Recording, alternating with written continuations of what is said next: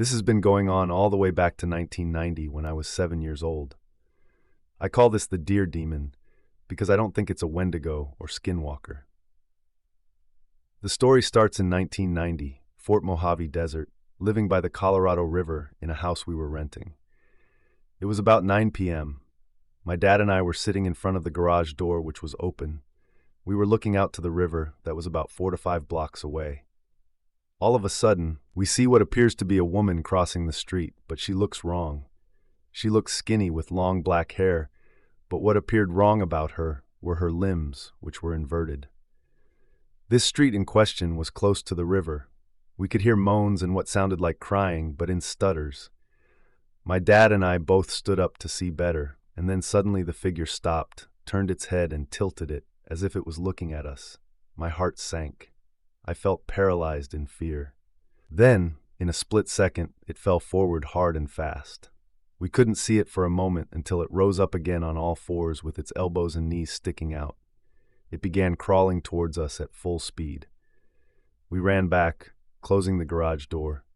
Once it shut fully, we waited for a moment but heard a sudden bang against the garage door, followed by heavy stuttered breathing and scratching.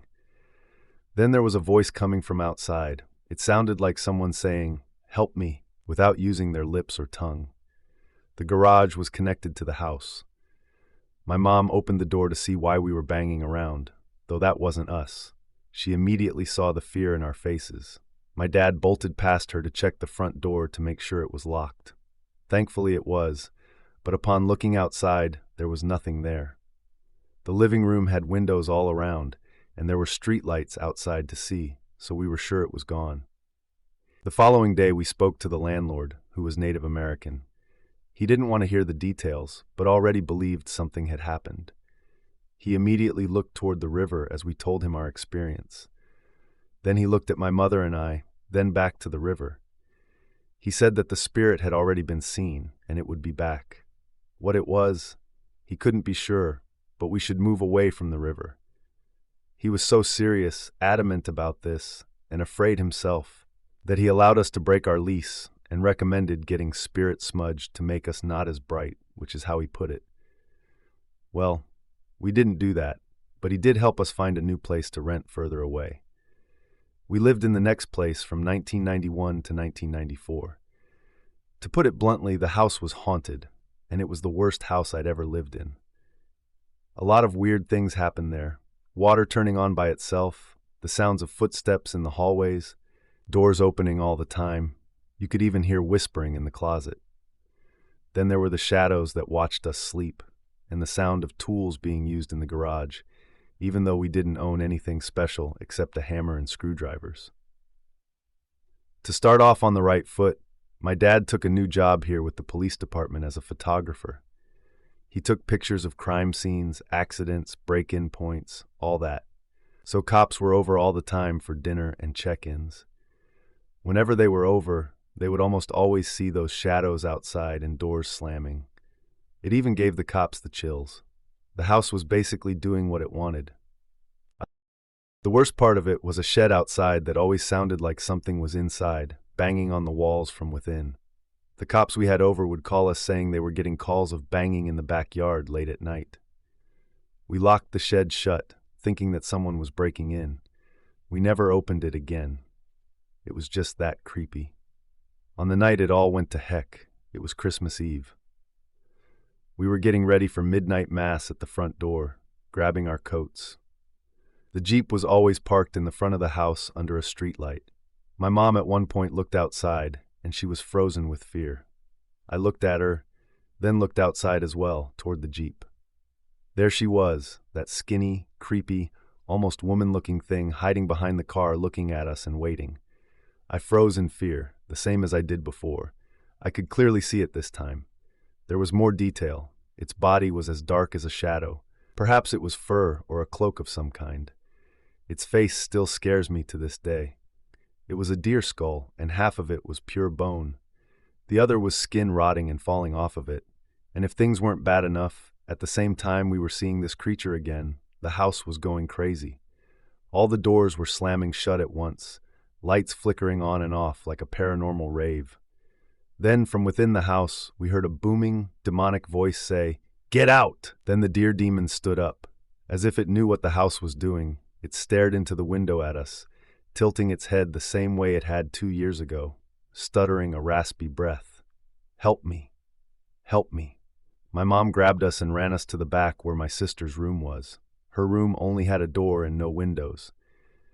She locked us in there. My dad called the cops, told them someone was trying to break in because who would believe a deer demon and ghosts were trying to get us? We told them we locked ourselves in my sister's room. Since my dad worked for the police and they were family friends, they had a spare key at the station that they used to get in. This part of the story is from their perspective. 2 of them were inside our house and 2 were in the yard. Now our yard was sizable, about 1/4 of an acre. The perimeter of the house was fenced in. The officers outside were going around the house when they saw someone jump out of a tree and run into the creepy shed out there, breaking the lock on it easily. We heard the cops outside yelling freeze or stop. Then we could even hear the banging from the shed as it started up. It began with one subtle bang. The banging kept coming, gradually growing louder and louder.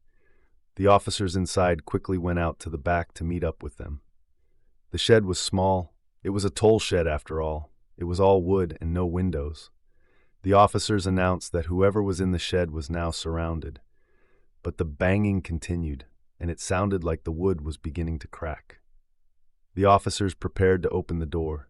We heard one loud freeze before there were sounds of disgust. Apparently, after they opened the door, it was empty except for a smell like sewage and corpse.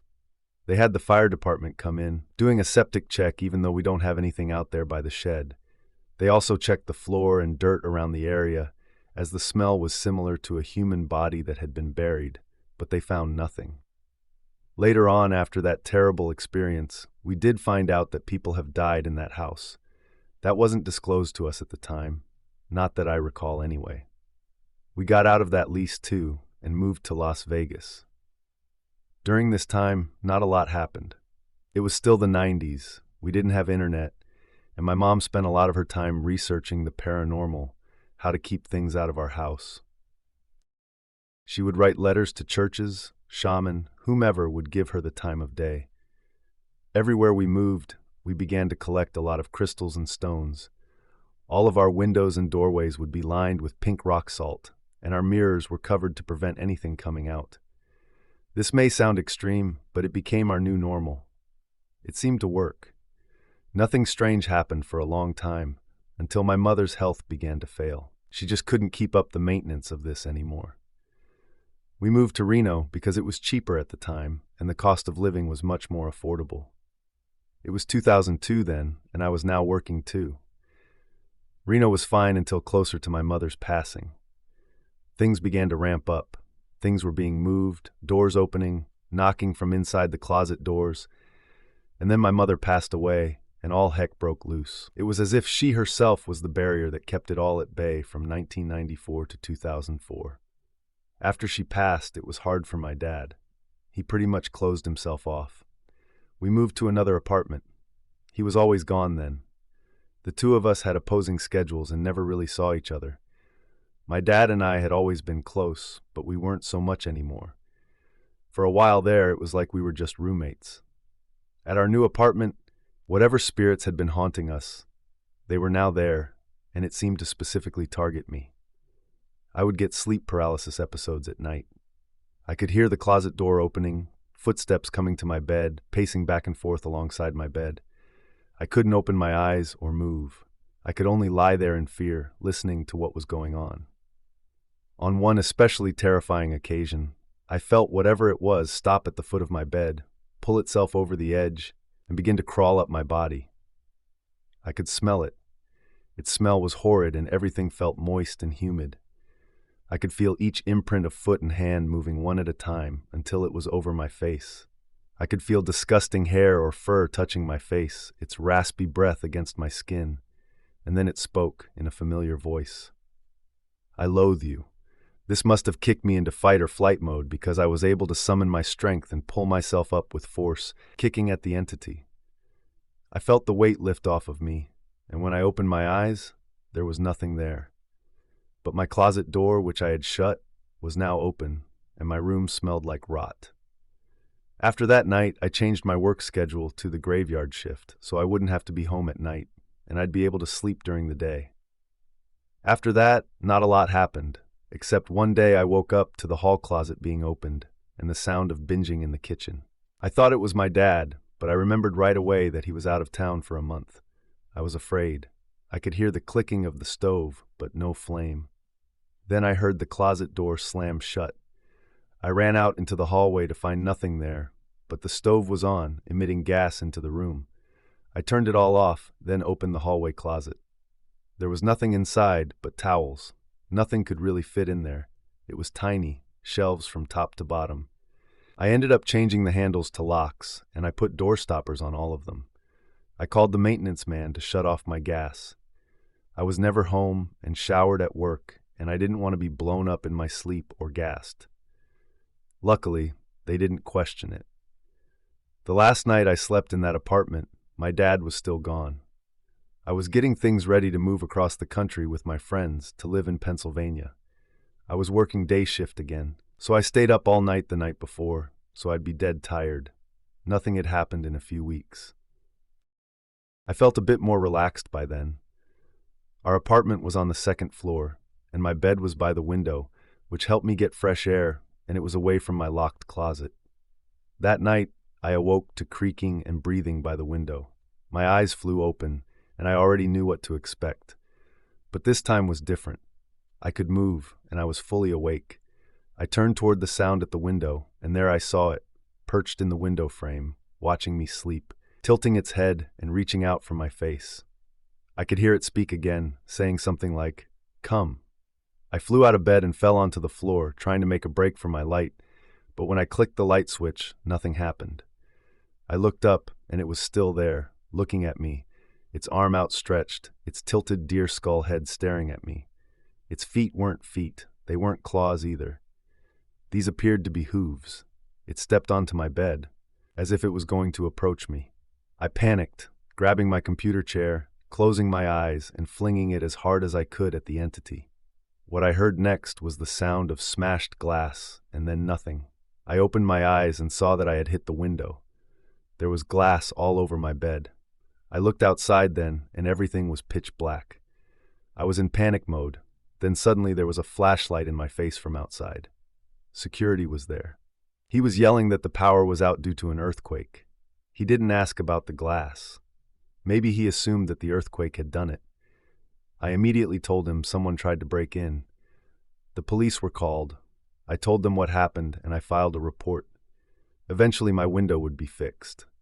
Up until we moved away from that place, nothing else happened. My friend and I moved to Pennsylvania for a couple of years. It was fun and fine, but the woods there scared the heck out of me. Luckily, nothing ever happened in that house, except for my friend swearing up and down that he saw something watching us from the woods. I took that opportunity to tell him about my encounters throughout my life. He believed me, asking why I didn't tell him sooner. And of course, I explained that I thought no one would believe the story. He laughed and said that he couldn't blame me.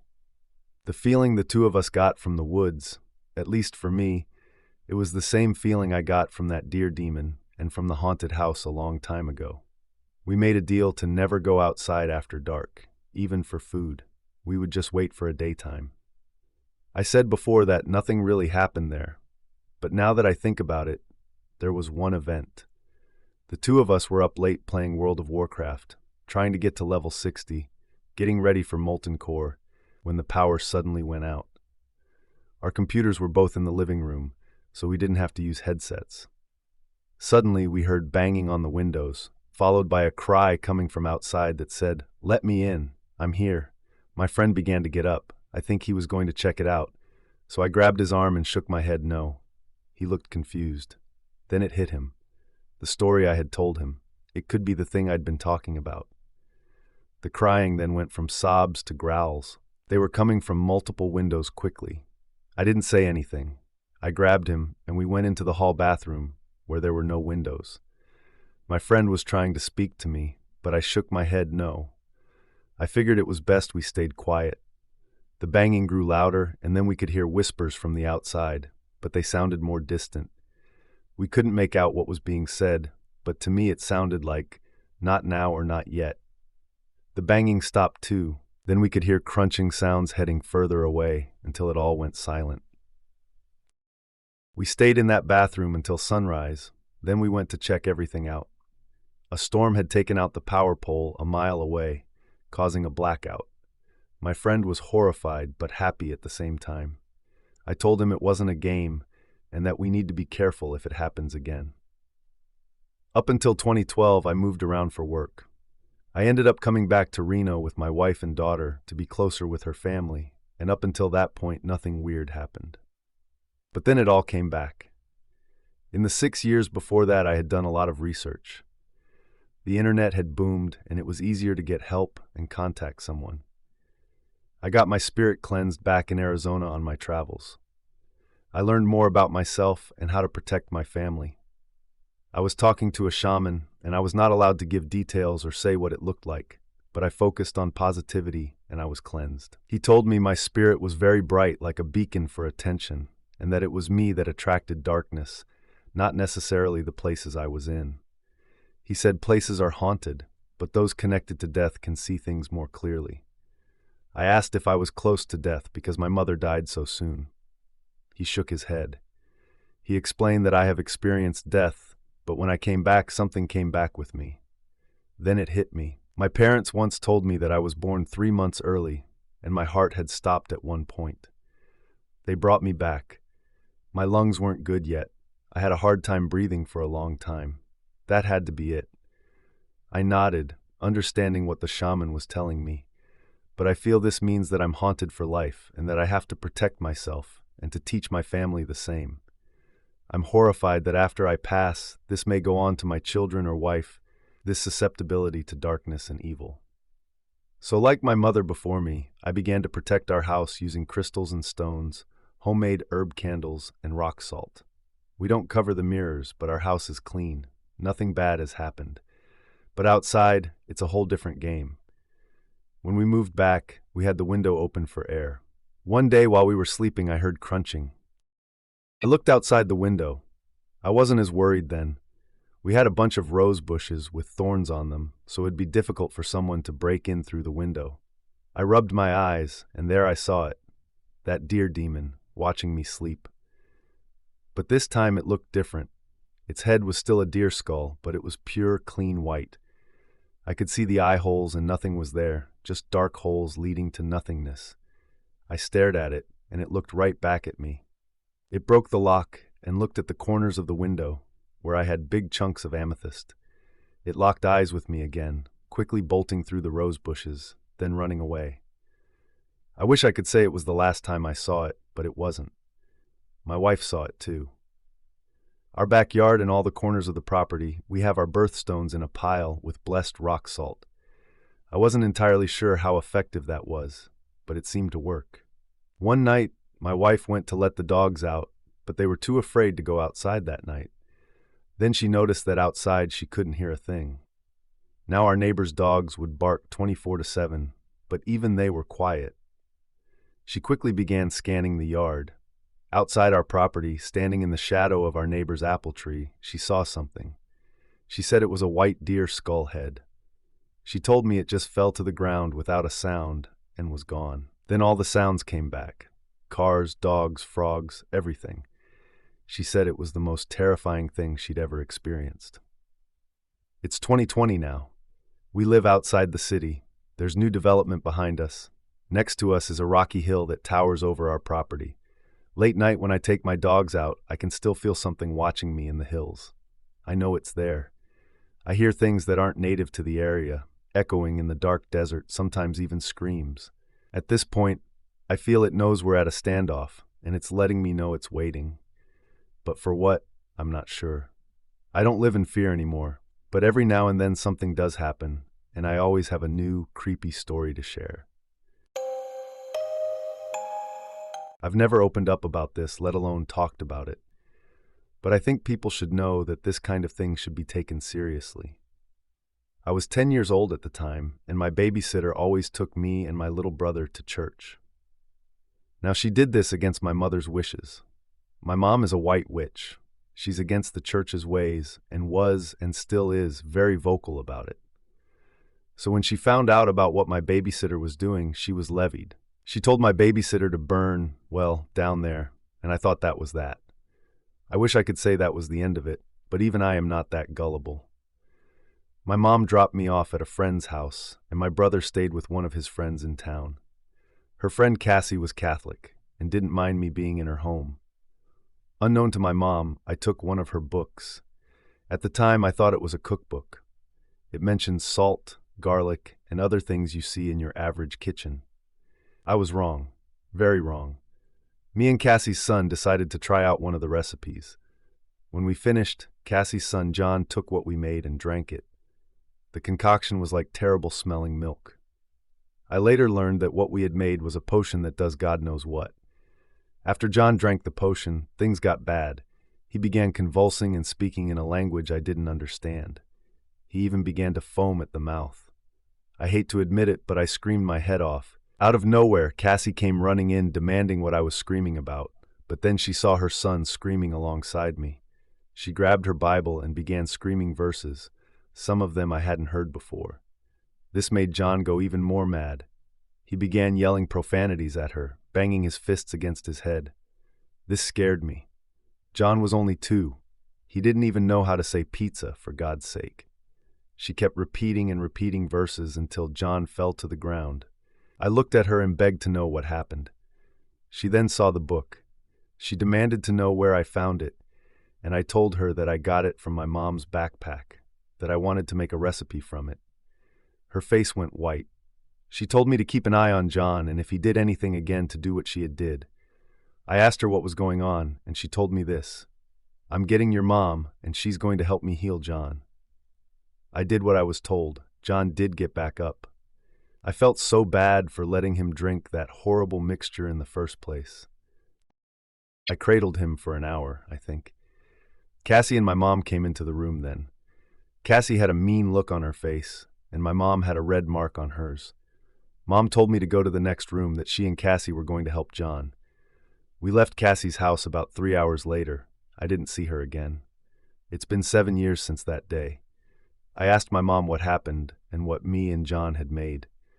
All she would tell me was that it was a potion used for conjuration to summon a demon that can take over your worst enemy. I felt cold when she told me this. I'm sorry, John. I didn't see John or Cassie again. Honestly, I understand if they don't want to see me again. If anyone thinks that exorcisms are fake, trust me, I believe they're real. I just hope that the people who read this don't make the same mistakes I did. Basically, don't mess around with a witch's spellbook. Things won't end well. This happened a long time ago when I was around 12 to 13 years old. I was at my great-grandmother's house when I saw it. It was during a bad rainstorm that lasted a couple of days. My great-grandmother's home was a nice open-spaced trailer. In the kitchen, there's a small door that leads outside to a nice wooden patio. The patio had stairs that led to the backyard, and about 15 meters away from it was the forest line. She lived in Maine, and the forests there are very thick. Go past 2 or 3 trees, and no one would see you. During this rainstorm, the patio stairs became a waterfall. It sounded relaxing, so falling asleep was easy. That night, I was fast asleep. My great-grandmother was in the master bedroom. My little brother, 11-12, was in the guest bedroom, and I was in the living room, sleeping awkwardly on mine and my great-grandmother's favorite recliner. I was sleeping hard until I heard a loud tapping on the patio door. Mind you, that besides the wooden door, there was a secondary glass door. The tapping began to soften as I got up from the recliner. I thought it was my brother pulling a prank on me. I went on all fours to sneak and crawl to the door. The closer I got, though, the more uneasy I felt. You know that feeling you get when you're about to pull a stupid prank, but you get the notion that it's going to end badly? That's how I felt, but a bit more intense. As I was about to hit the door to scare the crap out of my brother, I heard my brother ask what I was doing. I turned my head to see my little brother in his trunks, looking at me as if I was on something. I murmured, "I thought you were outside." He argued, saying he was in the guest bedroom. He thought that I was tapping, trying to get him mad. As he said that, the tapping began again, but that turned into scratching and moaning. My brother crawled under the table that was a meter away from the door. He told me that we should wake up Grammy. But me being the protective or stubborn big sister, I crawled to the door and opened it a little bit, probably just an inch. I regretted that, and I still do. As I looked out the door, a crack of lightning lit up the patio, and I saw it. It looked like a man, but wrong. It was completely hairless and emaciated. It had teeth that looked like a bear's, but I'm not even sure it had eyes. I screamed at the top of my lungs, and so did my brother.